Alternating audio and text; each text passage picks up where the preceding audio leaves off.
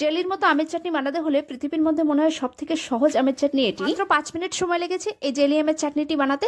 নমস্কার সকলে, কেমন আছেন? রেডি কুক সম্পার আরেকটি রান্নায় আপনাদের সকলকে স্বাগত জানাই। যদি আমার এই রান্নাটি আপনাদের ভালো লেগে থাকে তাহলে চ্যানেলটিকে ফলো করে দেবেন এবং ইউটিউব থেকে দেখলে চ্যানেলটিকে সাবস্ক্রাইব করে নেবেন। তাহলে চলুন রেসিপিটি শুরু করি।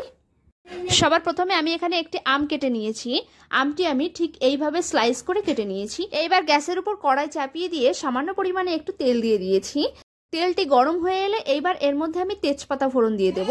তেজপাতার পরে একটু শুকনো লঙ্কা ফোড়ন দিয়ে দেব। তারপরে শুধুমাত্র মৌরি ফোড়ন দেব। 5 ফোড়ন কিন্তু আমি এখানে দিইনি, শুধু মৌরি ফোড়ন দিয়েছি। এবার সামান্য পরিমাণে আমগুলিকে একটু ভেজে নেব। আমগুলি ভাজা হয়ে গেলে এর মধ্যে কিছুটা পরিমাণ জল দিয়ে দেব আর সামান্য পরিমাণে একটু লবণ দিয়ে দেব। তারপরে ঢাকনা দিয়ে এটিকে সেদ্ধ হতে দেব। প্রায় 2 মিনিট সেদ্ধ করে নিয়েছি ঢাকনা দিয়ে। তারপরে ঢাকনাটা খুলে ঠিক এইভাবে পুরো আমটাকে ম্যাশ করে নিতে হবে। এটি খুন্তি বা হাতার মাধ্যমে খুব সুন্দর করে কিন্তু ঘেটে নিতে হবে।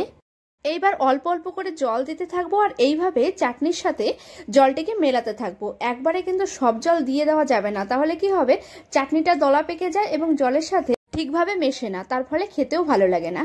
এইবার আমি জলে আগে থেকে একটু চিনি গুলিয়ে রেখেছিলাম, সেই চিনিটা পুরোপুরি দিয়ে দিয়েছি জল সমেত। এইবার খুব সুন্দর করে কিন্তু এটিকে নাড়াতে থাকবো আমি। এখানে কিন্তু চিনিটা অবশ্যই আপনাদের স্বাদ অনুসারে দেবেন, কতটা বেশি খাবেন কতটা কম খাবেন সেই অনুসারে। এবার এখানে আমি যে ভাজা মশলাটি দিয়ে দিয়েছি সেটি হলো মৌরি, শুকনো লঙ্কা এবং জিরে, দারচিনি এবং এলাচ একসাথে শুকনো খোলায় ভেজে গুঁড়ো করে নিয়েছিলাম, সেটি আমি 1 চামচ পরিমাণ দিয়ে দিয়েছি। এই ভাজা মশলাটির জন্য কিন্তু এই চাটনিটির স্বাদটা দ্বিগুণ বেড়ে যায়। ভাজা মশলাটি দেওয়ার পরে আরেকটু ফুটিয়ে নিয়েছি। এই চাটনির মধ্যে কিন্তু কোনো কর্নফ্লাওয়ার আমি ইউজ করিনি, তাও দেখুন কতটা জেলি জেলি ভাব এসেছে। এইভাবে যদি চাটনি বানানো হয় তাহলে পাঁপড়ের সাথে কিংবা শেষ পাতে খেতে ভীষণই ভালো লাগে। যদি আমার এই রেসিপিটি আপনাদের ভালো লেগে থাকে তাহলে একটি লাইক করে দেবেন, একটি কমেন্ট করে দেবেন। ধন্যবাদ সকল।